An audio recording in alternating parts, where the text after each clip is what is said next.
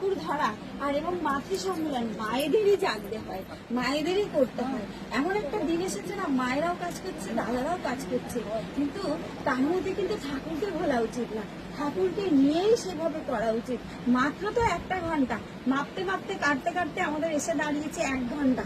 আগামীতে যদি আমরা এইভাবে এখনো যদি না ঠাকুরকে প্রতিষ্ঠা না করতে পারি এবং বর্তমান নীতিবিধি যদি না মেনে চলতে পারি, আমরা খেয়েই পাবো না যে কোথায় কত টাকা যে আসছে, কিন্তু আমরা ঠিক গুছিয়ে রাখতে পারছি না, কারণ আমরা সংসারটা করতেই জানি না। আমরা যদি ভাত রান্না করে ভাত বেড়ে নিয়ে নাকের মধ্যে ঢুকিয়ে দিই, তাহলে কি আমাদের পেটটা ভরবে না, মুখে ভরতে হবে। তাই টাকা থাকুক আর যাই থাকুক, না থাকলেও কিন্তু চলবে, যদি ঠাকুরকে ধরে বড় মার এই যে আদর্শ নিয়ে যদি চলতে পারি, তাহলে কিন্তু আমরা ঠিকভাবে চলতে পারবো, অল্প পয়সাতেও চলতে পারবো। আর বেশি পয়সা হলেও সেই পয়সা যেন আমরা ওই বাজে কাজে না চলে যায়। এই মায়ের যেমন চিন্তা যে আমার ছেলেটা যেন আরো খারাপ না হয়ে যায়।